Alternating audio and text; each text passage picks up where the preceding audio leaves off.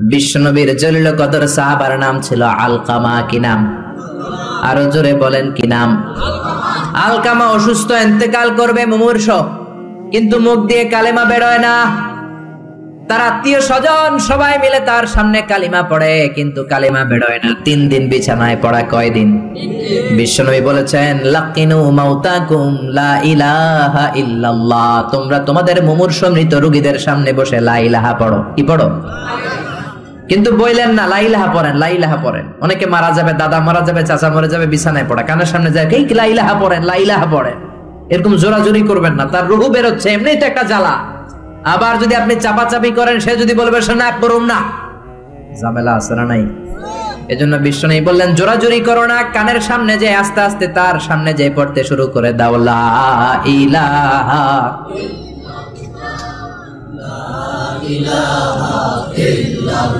লা ইলাহা ইল্লাল্লাহু মুহাম্মাদুর রাসূলুল্লাহ।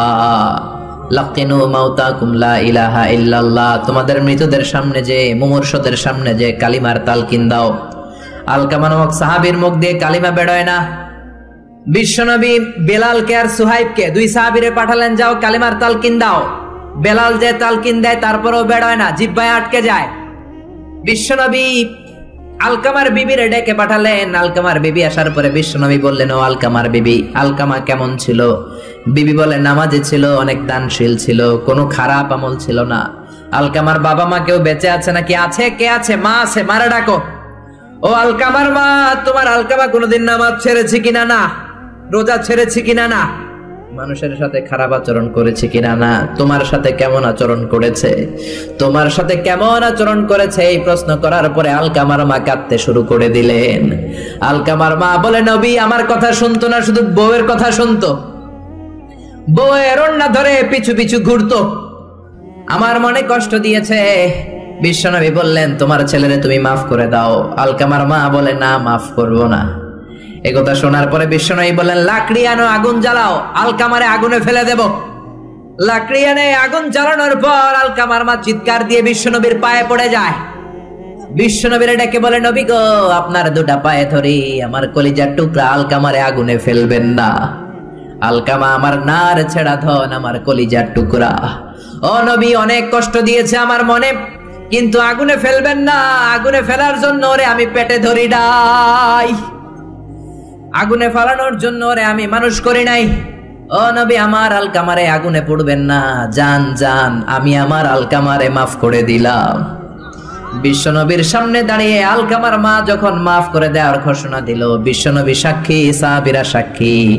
আলকামা চিৎকার করে পড়তে শুরু করলো, লা ইলাহা ইল্লাল্লাহু মুহাম্মাদুর রাসূলুল্লাহ সাল্লাল্লাহু আলাইহি ওয়াসাল্লাম।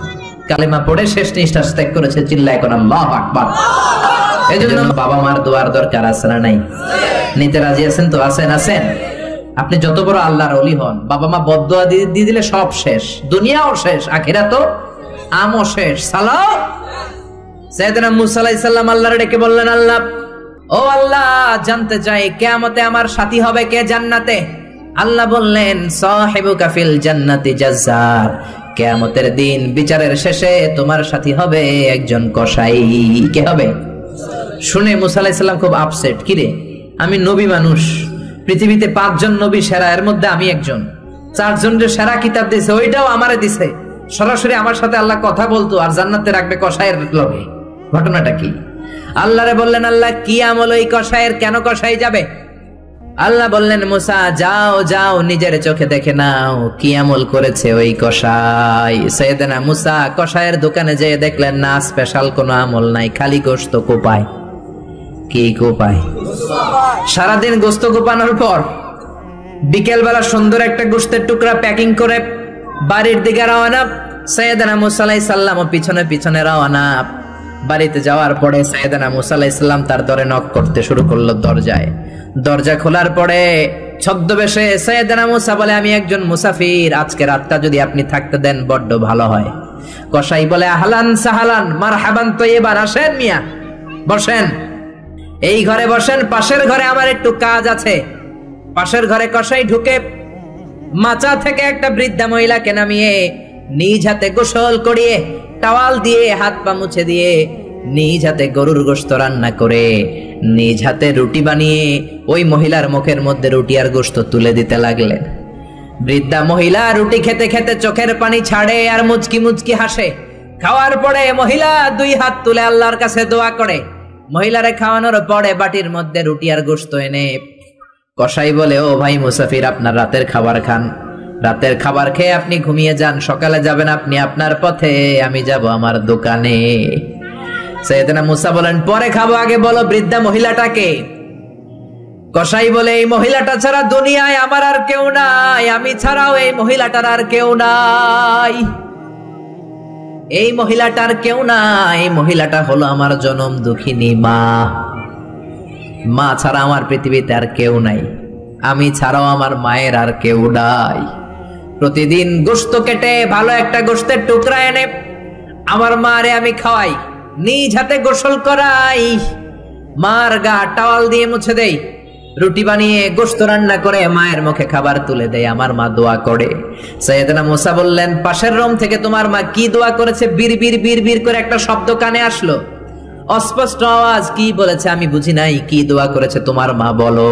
কসাই বলে, গত 20 বছর যাবত আমার মা একটা পাগলা দোয়া করে, আমি জানি কোনোদিন এই দোয়া কবুল হবে না। সাইয়েদনা মুসা বললেন, আরে ভাই বলোই না, কি দোয়া?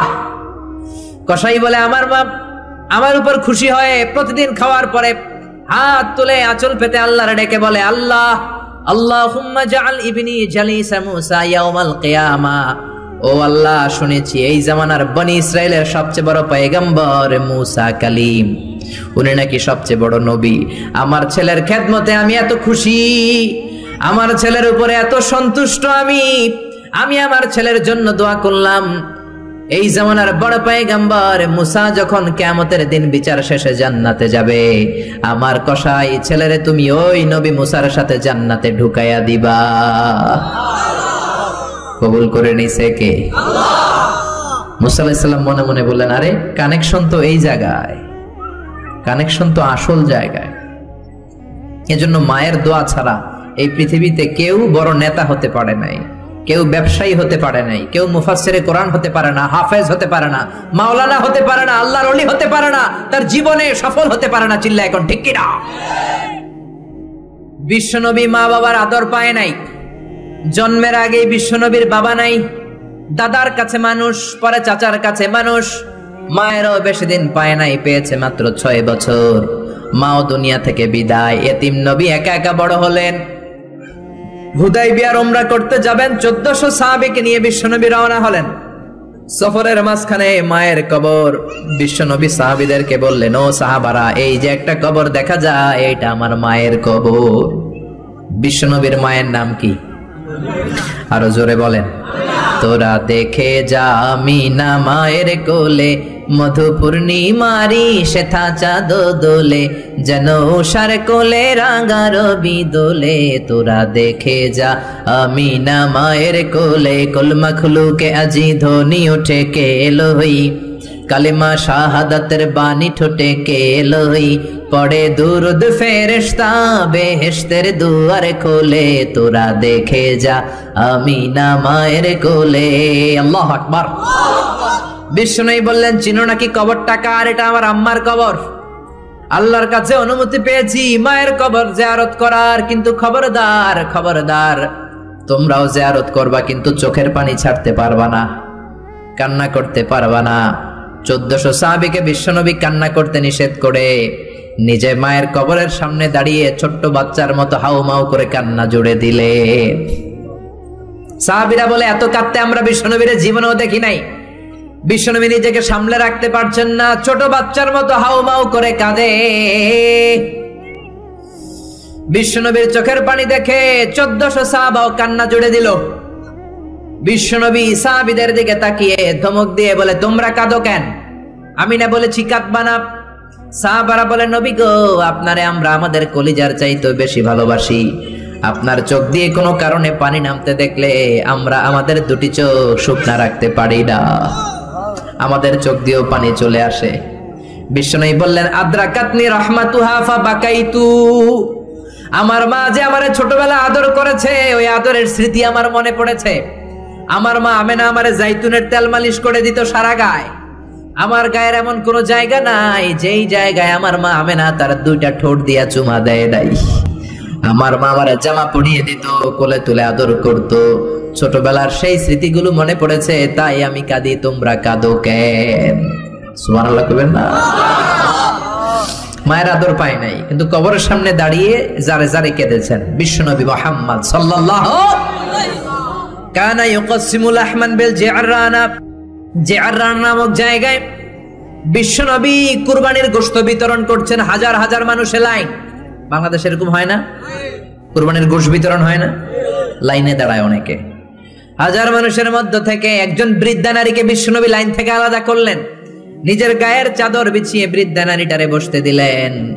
বৃদ্ধা নারীও বিশ্বনবীর সাথে লম্বা আলোচনা করলেন, মাথায় হাত বুলিয়ে দিলেন। বিশ্বনবী দোয়া নিয়ে বৃদ্ধা মহিলারে বড় একটা গোশতের টুকরা দিলেন। সাহাবারা বললেন, ও নবী, জীবনে কোনোদিন নিজের গায়ের চাদর বিছিয়ে দিতে দেখি নাই, কে এই মহিলা আপনার মাথায় হাত বুলিয়ে দেয়? বিশ্বনবী বললেন, বাবা ছাড়া দুনিয়াতে আসলাম, 6 বছর বয়সে মারে হারালাম, মায়ের বুকের দুধ আমার কপালে জোটে নাই। আজকে আমার চাদরের উপরে যেই মহিলাটারে বসালাম, এই মহিলাটা আমার দুধ মা হালিমা। এই মহিলার দুধ খেয়ে আজকে আমি তরতাজা নবী মুহাম্মদ সাল্লাল্লাহু। এজন্য মা বাবার খেদমতের দরকার আছে না? আল্লাহর ফয়সালা কাছে ছেলে হলে এলাকার সবাইরে মিষ্টি খাওয়ায়, মেয়ে হইলে কাউরে শোনায় না। আছে না? নাই না? নাই, এদিকেও আছে। আল্লাহ বলেন, ইয়াহাবু লিমান ইয়াশাউ ইনাসা ওয়া ইয়াহাবু লিমান ইয়াশাউ যুকুর আও ইউযাওয়িজুহুম যুকরানা ওয়া ইনাসা ওয়া ইয়াজআলু মান ইয়াশাউ আকীমা ইন্নাহু আলীমুন কাদির। তিনি যাকে চান তাকে দেন ছেলে, আবার যাকে চান তাকে মেয়ে দেন, আবার যাকে চান ছেলেও দেন মেয়েও দেন। তিনি কে? আবার যাকে চান ছেলেও দেন না মেয়েও দেন না, তিনি কে? অনেক নিঃসন্তান লোক এই দেশে আছে না? নাই? এজন্য বাবা মা যারা আছেন মনোযোগ দিয়ে শুনেন, খরগোশের মতো কানটা খাড়া করেন। আপনাদের কি দায়িত্ব? 1 নাম্বার দায়িত্ব, আল্লাহ ছেলে দেখ মেয়ে দেখ, শুকরিয়া হবে কার? অনেকে মেয়ে হলে না খুশ হয়। বিশ্বনবী বললেন, খায়রুকুম মান বুকিরা বিল উনসা। যে ঘরের প্রথম সন্তান কন্যা হয়, ওই ঘরে বরকত নাজিল করে কে? যাদের ঘরে কন্যা বেশি তাদের ঘরে বরকত বেশি। কোন সুবহানাল্লাহ।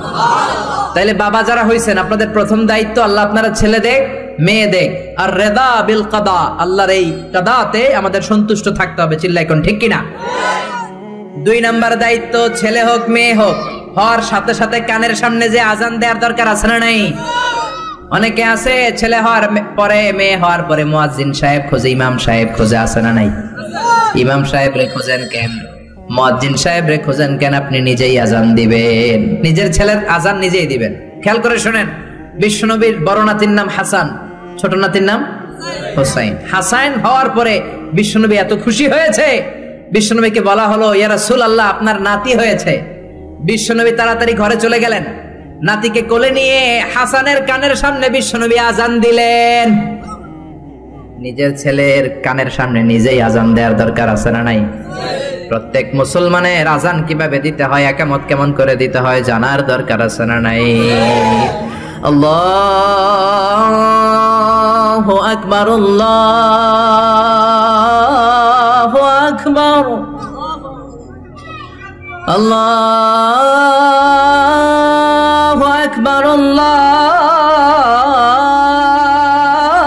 আল্লাহু আকবার। বাবা হইছেন নিজে আজান দিবেন, দাদা হইছেন নাতির কাছে যে নিজে আজান দিবেন, চাচা হইছেন নিজে দিবেন, ইমাম সাহেবের তো আনার দরকার নেই। বিশ্বনবী নিজের নাতি হাসানের কানের সামনে যে নিজে আজান দিয়েছেন। সুবহানাল্লাহ পড়েন। তার মানে বাবা মার 1 নাম্বার দায়িত্ব, ছেলে হোক মেয়ে হোক, শুকরিয়া করবেন কার? 2 নাম্বার দায়িত্ব, ছেলে হোক মেয়ে হোক কানের সামনে আজান দিবেন। 3 নাম্বার দায়িত্ব, 7ম দিনে আকিকা দিবেন। কি দিবেন? কথা বলেন। ছেলে হলে 2টা খাসি, মেয়ে হলে 1টা খাসি 7ম দিনেই দিবেন। অনেকে কুরবানির সাথে মিলায় দেয়, না, এটা সুন্নাত না। সুন্নাত হচ্ছে 7ম দিনে। কোনো কারণে সপ্তম দিনে দিতে পারেন নাই, তো আর কি করবেন? পরে যে সময় পান দিবেন, কুরবানির সময় দেন, আগে দেন, পরে দেন, সমস্যা নাই। কিন্তু সুন্নাহর উপর যদি আমল করতে চান তাহলে সপ্তম দিনে দিতে হবে। চিল্লায় কোন ঠিক কিনা? বিশ্বনবী ফরমান কুল্লু গুলামিন রাহিনাতুন বিআকিকা তুযবাহু আনহু ইয়াউমা সাবিহি, প্রত্যেক বাচ্চার আকিকা দিতে হয় সপ্তম দিনে। তারপরে ইউসাম্মা ফিহি, ওই দিনে নাম রাখতে হয়। সপ্তম দিনে সুন্দর একটা নাম রাখার দরকার আছে রাডাই। কি নাম রাখবেন? আব্দুল্লাহ, আব্দুর রহমান, মারিয়াম, সুমাইয়া এগুলো রাখবেন নাকি ব্রাশ ফায়ার রাখবেন? রাখবেন। এক লোক নাকি তার ছেলে মেয়ের নাম রাখছে ব্রাশ ফায়ার। তো তার চাচা আসছে বেড়াতে ভাতিজার বাড়ি, ভাতিজা আপ্যায়ন করাচ্ছে। তা আপ্যায়ন শেষে চাচা বলে, ভাতিজা শুনছি তোমার নাকি এক ছেলে এক মেয়ে, আমি তো কোনোদিন দেখি নাই, ডাক দাও না। ডাক দিছে ভাতিজা ব্রাশ ফায়ার। ব্রাশ ফায়ার ভয়ঙ্কর না শব্দটা? শুনলেই পিলে চমকে ওঠে, ঠিক কিনা? তো চাচাও বুড়া মানুষ, ব্রাশ ফায়ার শূন্য দিছে দৌড়। চাচারে ধরার জন্য ভাতিজাও দৌড়, চাচাও দৌড়ায়, ভাতিজাও দৌড়ায়। পেছন থেকে ভাতিজা বলে, চাচা দৌড়াবেন না। চাচা কয়, বয়স আমার 80 হয়েছে, তুই আমারে ব্রাশ ফায়ার করিস না। ভাতিজা কয়, চাচা এটা তো ওই ব্রাশ ফায়ার না, আপনি না কইছেন আমার ছেলে মেয়েরা ডাক দিতে, তো আমার ছেলের নাম ব্রাশ রাখছি আর মেয়ের নাম ফায়ার, আমি আমার ছেলে মেয়েদেরকে ডাক দিছি, এরকম নাম রাখা যাবে? তার মানে সপ্তম দিনে আকিকা দিবেন। ইউসাম্মা ফিহি, সপ্তম দিনে নাম। ওয়া ইউহলাকু রাসুহু, মাথা হলক করবেন। ছোট্ট বাচ্চা 7 দিনে দেখবেন মাথার মধ্যে ছোট্ট ছোট্ট কিছু পশম আর চুল আছে না নাই, এগুলো ফেলে দিবেন, সুন্দর একটা নাম রাখবেন, ওই দিনে আকিকা দিবেন। ছেলের জীবনে বরকত ঢুকায় দিবে কে? তারপরে 5 নাম্বার দায়িত্ব, ওয়াল ওয়ালিদাতু ইউরদি'না আওলাদাহুন্না হাওলাইনি কামিলাইনি লিমান আরাদা আই ইউতিম্মার রাদাআ। ছেলে হোক মেয়ে হোক 2 বছর দুধ খাওয়ানোর দরকার আছে না নাই? টানা 2 বছর দুধ খাওয়াবেন। অনেক মা আছে ছেলে মেয়েরে দুধ খাওয়াতে চায় না, ফিডার খাওয়ায়। কি খাওয়ায়? তো এই জন্যই তো আপনি বুড়া হইলে আপনারে বৃদ্ধাশ্রমে রেখে আসবে, কারণ কষ্ট তো আপনি সহ্য করেন নাই, ঠিক কিনা? অনেক মা আছে ডানু খাওয়ায়, ডানু ল্যাকটোজেন খাওয়ায়, ফিডার খাওয়ায়, বডি ফিটনেস নষ্ট হয়ে যাবে, এই জন্য আছে না নাই? আপনার জন্য বৃদ্ধাশ্রম ওয়েট করছে। Old home is waiting for you, অপেক্ষা করেন। বয়স যখন 60-এর কোঠায় পৌঁছে যাবে, আপনার আবাসস্থল হয়ে যাবে বৃদ্ধাশ্রম, ঠিক কিনা? এজন্য 2 বছর দুধ খাওয়ান। এরপরে ছেলে যখন আব্বু আব্বু বলে, আম্মু আম্মু বলে, তার হাতে কোরআন তুলে দেন। কি তুলে দেন? সবার আগে কোরআন, পরে অন্য জ্ঞান। Teach your children the Holi Quran, the Holi Quran will teach your children everything. আপনি আপনার ছেলেরে কোরআন শিখান, কোরআন আপনার ছেলের গোটা বিশ্ব শিখাই দিবে। চিল্লায় বলেন ঠিক কিনা? এরপরে দায়িত্ব হচ্ছে হুব্বুহুম ওয়া কাদাউল ওয়াক্তি মাআহুম, তাদেরকে ভালোবাসবেন, তাদেরকে সময় দিবেন, নিয়ে বেড়াতে যাবেন। এখন আধুনিক কিছু ফ্যামিলিতে বাবাও চাকরিজীবী, মাও চাকরিজীবী, এরকম মডার্ন ফ্যামিলি আছে না নাই? বাবা মা যখন চাকরির জন্য বের হয়, ছেলে মেয়ে থাকে ঘুমে, আবার রাত্রে যখন ফিরে তখনও থাকে ঘুমে। শুক্রবার ছাড়া বাবা আর ছেলের দেখা হয় না, এরকম ফ্যামিলি আছে না নাই? তো এই বাবার জন্য বৃদ্ধাশ্রম আছে না নাই? জোরে বলেন, জোরে বলেন। এজন্য সময় দিবেন, সময় কাটাবেন। অনেকে বাবাও চাকরি করে, মাও চাকরি করে, ছেলে মেয়ে মানুষ হয় কাজের মেয়ের কাছে। তো কাজের মেয়ের কাছে যদি ছেলে মেয়ে মানুষ হয়, তারা কাজের মেয়ের আচরণ নিয়ে বড় হবে। আপনার মেধা, বুদ্ধি, মনন, আপনার আচরণ তো তারা পাবে না, তারা পাবে কাজের মেয়ের আচরণ, ঠিক কি না? আকরা ইবনে হাবিস আত-তামিমি বিশ্বনবীর সাহাবী, বিশ্বনবীর পাশে বসা। বিশ্বনবী একবার হাসানকে কোলে নেয়, হাসান নামে হোসাইনকে কোলে নেয়। বিশ্বনবী একবার হাসান রে চুমু দেয়, আর একবার হোসাইন রে চুমু দেয়। আকরা ইবনে হাবিস আত-তামিমি বলে, নবী গো, আপনি আপনার নাতিকে এত আদর করেন। রব্বুল আলামিন আমাকে 10টা ছেলে দিয়েছে, আমি আমার কোন ছেলের জীবনে একটা চুমু দেই নাই। 10টা ছেলে, একটা ছেলেরও চুমু দেই নাই, আপনি নাতির এত চুমু দেন, এত আদর করেন। বিশ্বনবী বললেন, খবরদার আকরা, কি কথা শোনালা? মান লা ইয়ারহাম লা ইউরহাম, যে ছোট বাচ্চারে আদর করে না, আল্লাহ তার উপর দয়া করে না, ঠিক কি না? এজন্য বাচ্চাদেরকে আদর করার দরকার আছে না নাই? এরপরে বিশ্বনবী বললেন, মুরু সিবিয়ানাকুম বিসসালাহ ওয়া হুম 7 সিনিন, 7 বছর হলে ছেলে মেয়েদেরকে নামাজের আদেশ দাও। রাজি আছেন? বাবারা মনে থাকবে, বাবা হইছেন যারা, খালি আব্বু আব্বু ডাক শুনতে খুব ভালো লাগে, নিজের দায়িত্বগুলো পালন করতে ভালো লাগে না, এরকম আছে না নাই? 7 বছর হলে ছেলেরা নামাজের আদেশ দিবেন, 10 বছর হলে শাসন করে হলেও নামাজে নিবেন, মসজিদে নিবেন, ঠিক কিনা? আপনি 7 বছর থেকে যদি নামাজের অর্ডার করেন, 8, 9, 10 হওয়ার আগেই ছেলে পাক্কা নামাজি, ঠিক কিনা? অনেক লোক বলে, হুজুর আমার আদরের ছেলে ফজরের সময় উঠতে পারে না, 9টায় ওঠে, 10টায় ওঠে, ছুটির দিনে হুজুর সকাল 12টায় ওঠে, আসে না নাই? আদরের ছেলে ঘুমায়, এজন্য ডাকি না। সকালবেলা যদি ঘরের মধ্যে আগুন লাগে তখন কি করবেন? আদরের ছেলে আরেকটু ঘুমাক, এরকম করবেন? সকালে যদি ভূমিকম্প হয় বলবেন নাকি আরেকটু ঘুমাক? তো দুনিয়ার আগুন থেকে বাঁচানোর জন্য যদি ছেলেরা ডেকে উঠান, জাহান্নামের আগুন থেকে বাঁচানোর জন্য নামাজের জন্য উঠানোর দরকার আছে না নাই? এরপরে জরুরি একটা মাসালা, মনোযোগ দিয়ে শোনেন। বিষ্ণু বললেন, ইদা বালাগাল আওলাদু 10 সিনিন ফাররিকু বাইনাহুম ফিল মাদাজে, ছেলে মেয়ের বয়স যখন 10 হয়ে যায় তাদের বিছানা আলাদা করে দাও। ছেলে কিংবা মেয়ে বয়স যখন 10 বছর হয়ে গেলে মেয়ে আর বাবার সাথে এক বিছানায় ঘুমাবে না, ছেলে আর মায়ের সাথে এক বিছানায় ঘুমাবে না, ভাই আর বোন এক বিছানায় ঘুমাবে না। অনেক ফ্যামিলিতে এগুলো মানে না, আছে না নাই? বিশ্বনবী বললেন, খবরদার 10 বছর হলে বিছানা আলাদা করে দাও। এরপরে বিশ্বনবী শিখালেন, আল্লিমু আওলাদাকুমাস সিবাহা ওয়ার রিমায়া ওয়া রুকুবাল খাইল, ছেলে মেয়েদেরকে সাঁতার শিখাও, তীর মারা শিখাও, ছেলে মেয়েদেরকে ঘোড়ায় চড়া শিখাও। সাঁতার শিখানোর দরকার আছে না নাই? দেখবেন বাবা খুব আদর করে ছেলেরা হাঁটা শিখায়, আব্বু হাঁটো হাঁটো হাঁটো, আব্বু আমারে ধরো, হাঁটো হাঁটো। তো জমিনে ছেলে রাস্তায় কেমনে হাঁটবে ওটা শিখাইলেন। পোলা যদি পানিতে পড়ে তখন হাঁটবে নাকি? তখন কি করতে হবে? সাঁতার। এজন্য বিশ্বনবী বললেন, আল্লিমু আওলাদাকুমাস সিবাহা, ছেলে মেয়েদেরকে সাঁতার শিখাও। সুবহানাল্লাহ পড়েন। কি কম্প্রিহেন্সিভ গাইডলাইন। এরপরে বিশ্বনবী বললেন, আর রিমায়া মানে তীর মারা শিখাও। এখন তো তীর মারামারি নাই, এখন আত্মরক্ষার কৌশল শিখাবেন। কেমন করে প্রতিকূল পরিবেশে বেঁচে থাকতে হয় শিখাবেন। পৃথিবীর সংগ্রামে কেমন করে টিকে থাকতে হয় শিখাবেন। সন্তানকে কখনো ননির পুতুল করে গড়ে তুলবেন না, কষ্ট সহিষ্ণু করে গড়ে তুলবেন। আপনি বেঁচে থাকতে একটু কষ্ট করাতে করাতে করাতে করতে অভ্যস্ত করবেন, তাহলে তার জীবনটা চমৎকার কাটবে। চিল্লা এখন ঠিক কিনা? এজন্য আমাদের যে আমল, ভাঙ্গাচুরা নামাজ, রোজা, ইবাদত, এগুলো তো কোনো আমলই না, এগুলো মিজানের পাল্লায় কোনো ওজনই হবে না, ঠিক কিনা? তবে আমাদের ভরসা আছে একটা, আল্লাহর দয়া, ঠিক কিনা? এটার উপর ভরসা আছে আছে না? ভরসা আমলের উপর। আমলের উপর যারা ভরসা করছেন এদের সব শেষ। কিন্তু আল্লাহর দয়ার উপর যাদের ভরসা, আল্লাহর রহমতের উপর যাদের ভরসা, তাদেরকে পার করে দিবে কে? এজন্য এই কিতাব পেয়ে আমরা খুশি না বেজার? এই কিতাবের আহকামগুলো মানতে রাজি আছেন? এই কিতাবের পক্ষে যারা, আমরাও তাদের পক্ষে, জোরে কোন ঠিক কিনা? আর এই কিতাবের বিপক্ষে যারা, আমরাও তাদের বিপক্ষে। চিল্লায় বলেন ঠিক কিনা? আপনি কোরআনের পক্ষে থাকতে হলে কিছু কষ্ট সহ্য করতে হবে, কিছু ঝুঁকি সহ্য করতে হবে, কিন্তু এই ঝুঁকিটা আমাদেরকে জান্নাতের পথে নিয়ে যাবে। চিল্লায় বলেন ঠিক কিনা? কারণ দুঃখ কষ্ট আসলে আমাদেরকে আল্লাহ কষ্ট দেওয়ার জন্য দেয় না, আমাদের কোমরটারে সোজা করার জন্য দেয়। চিল্লায় বলেন ঠিক কিনা? এজন্য রাব্বুল আলামিন বলেন, নাসরুম মিনাল্লাহি ওয়া ফাতহুন করিব ওয়া বাশশিরিল মুমিনিন, আল্লাহর পক্ষ থেকে সাহায্য আসবে, আল্লাহর পক্ষ থেকে বিজয় আসবে।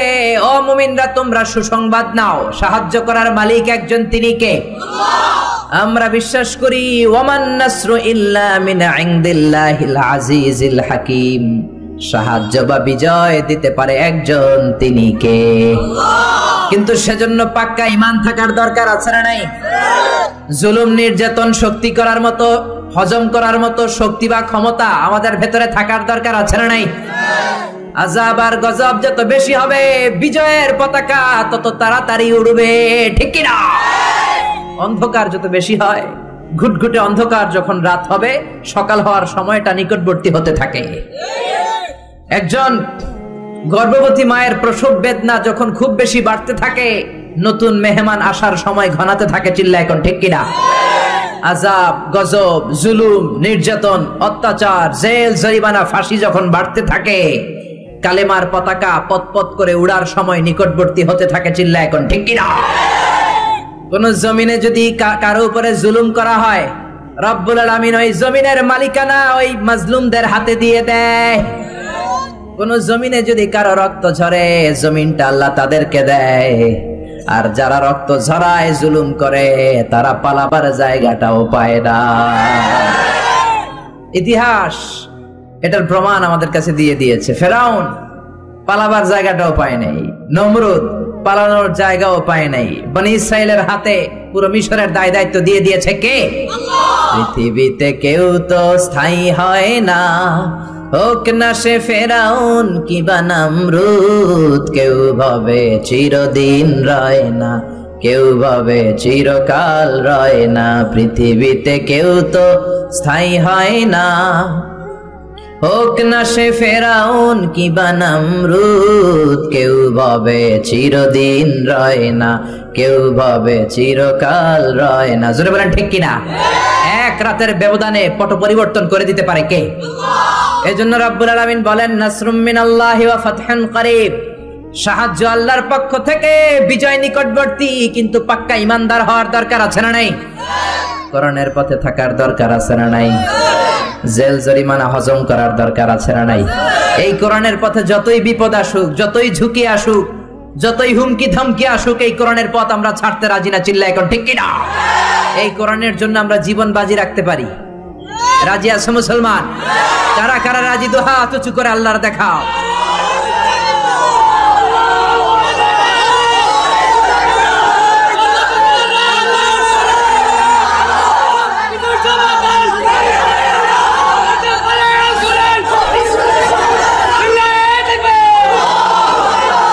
আমরা আল্লাহর কাছে ফরিয়াদ করি, সব ধরনের ভয় ভীতি জেল জরিমানাকে উপেক্ষা করে আমরা যেন কোরআনের পথে থাকতে পারি। আল্লাহ তুমি তৌফিক দাও, আমাদের এই ইচ্ছাটাকে তুমি আরো মজবুত করে দাও, জান্নাতি হওয়ার উপযোগী করে দাও।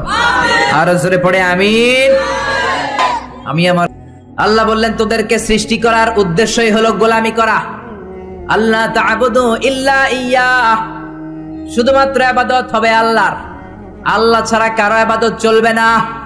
এই জন্য প্রত্যেক নামাজে সূরাতুল ফাতিহার মধ্যে আমরা আল্লাহরে ডেকে বলি, আল্লাহ ইহদিনাস সিরাতাল মুস্তাকিম। ও আল্লাহ, আপনি আমাদেরকে সিরাতুল মুস্তাকিম দেন।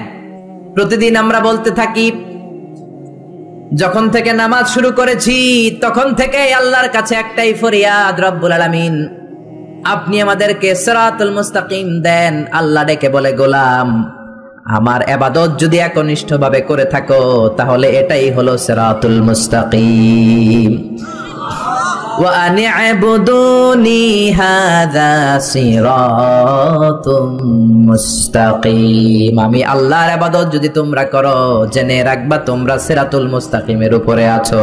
ঠিক কি না? এজন্য আপনি যদি দেখেন আপনার সেজদাটা শুধু মসজিদেই পড়ে, মাজারে পড়ে না, তার মানে আপনি সিরাতুল মুস্তাকিমের উপর আছেন না নাই? আর যদি দেখেন সেজদা কিছু মসজিদেও যায়, কিছু মাজারেও যায়, তার মানে ভেজাল আছে না নাই? সেজদা পাওয়ার অধিকারী একজন, তিনি কে? কেউ ফিরে না খালি হাতে, খাজারে তোর দরবারেতে। বলে বলে বলা যাবে? দরবার থেকে খালি হাতে ফিরে না কে বলছে? কত দরবারে লোকজন যায়, ব্যাগ হারায়, দামি মোবাইল হারায়, টাকা হারায়, জুতা হারায়, পরে খালি হাতে খালি পায়ে ফিরে আসে, আছে না নাই? একটা দরবার থেকে কেউ কোনোদিন খালি হাতে ফিরে না। দরবারটা কার দরবার? কেউ ফিরে না খালি হাতে, আল্লাহরে তোর দরবারেতে। পড়েন সবাই, কেউ ফিরে না। এই জন্য এই পৃথিবীতে যত নবী এসেছেন, যত রাসূল এসেছেন, সব নবী রাসূলের দাওয়াত ছিল একটা, ইবাদত হবে একজনের। কার? ইয়া কওমি ইবুদুল্লাহা মা লাকুম মিন ইলাহিন গায়রুহু আফালা তাত্তাকুন। সব নবীরা বলেছে, আমার স্বজাতির লোকেরা, ও আমার জাতি ভাইয়েরা, ও আমার উম্মতেরা, কি হলো তোমাদের? আল্লাহর ইবাদত করো না কেন? মূর্তির ইবাদত ছাড়ো, রহমানের সিজদায় লুটিয়ে পড়ো। ইবাদত করতে হবে একজনের, তিনি কে?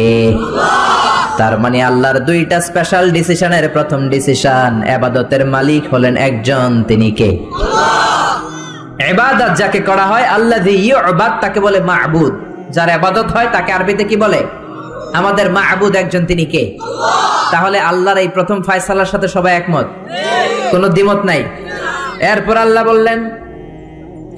আল্লাহ বললেন আমার 2 নাম্বার ফয়সালা শোনো, ওয়া বিল ওয়ালিদাইনি ইহসানা। ইবাদত হবে আল্লাহর, ইহসান হবে মাতা পিতার। দ্বিতীয় নাম্বার ফয়সালা হলো ওয়াবিল ওয়ালিদাইনি ইহসানা, মাতা পিতার সাথে ইহসান করো। কার কথা? ইহসান মানে ভালো আচরণ, ইহসান মানে সদাচরণ, ইহসান মানে খেদমত, ইহসান মানে মা বাবার কাছে দোয়া চাওয়া, ইহসান মানে নিজের ক্ষমতা মা বাবার পায়ের সামনে বিছিয়ে দেয়া, ইহসান মানে রহমতের চাদর মায়ের পায়ের সামনে বিছিয়ে দেয়া। জোরে বলেন ঠিক কিনা?